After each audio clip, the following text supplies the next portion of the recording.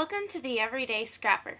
Today I'm going to be showing you how to take Love Elsie's embroidery patterns that she sells on her Etsy shop into something that you can put on your scrapbook layouts. And in true Elsie fashion, I'm going to be showing you the ingredients. So the first thing you'll need is the actual embroidery pattern. You can get these on our Etsy shop. They're $3.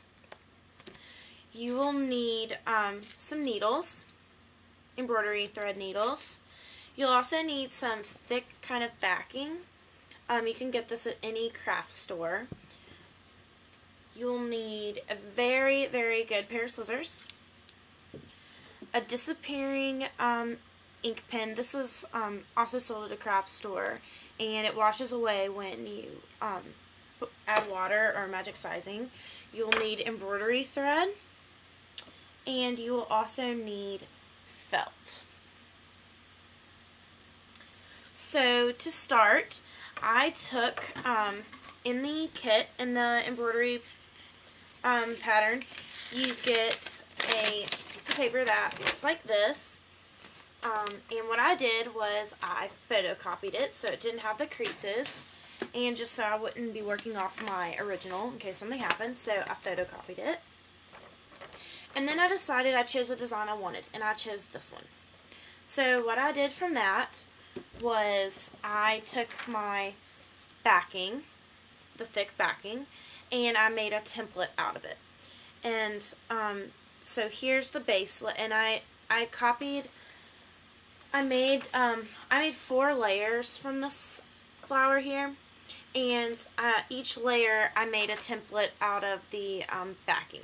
So, and I also labeled the templates so that way I would know, that if I make more from the same pattern, I can keep them in my embroidery packet, the pattern packet, but not get them all mixed up. So I did that, and then I decided, first I started cutting them out of different colored felts, and I really didn't like that.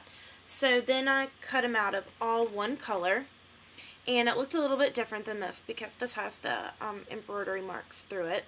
But I have 3 layers. So I have this one, and this one, and then the leaf.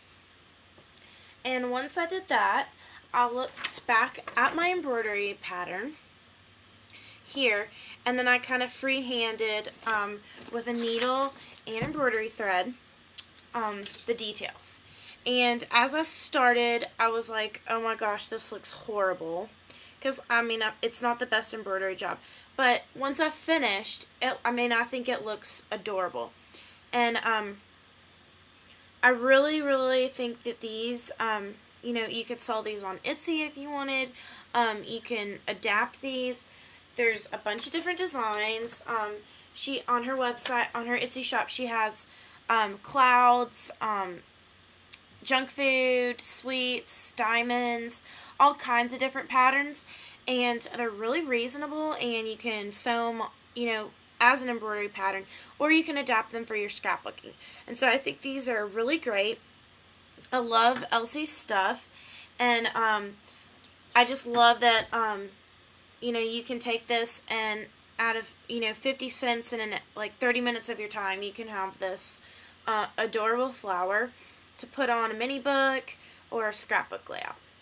So my challenge to you guys is to get one of these, get your favorite pattern, make something out of it. It doesn't have to be out of felt. You could mix in paper as your layers instead of doing felt as your layers.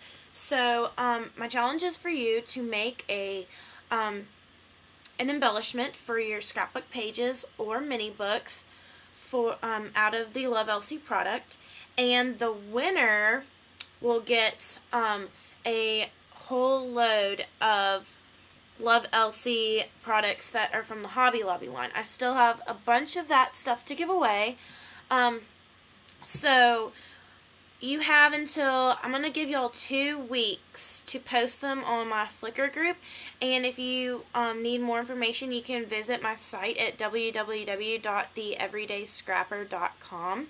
So I want to see what y'all can create out of these. It can be fabric, it can be paper, just whatever, you guys can come up with, because Love Elsie's products are all about being creative. So, please check these out, and until next time, I hope you stay an everyday scrapper.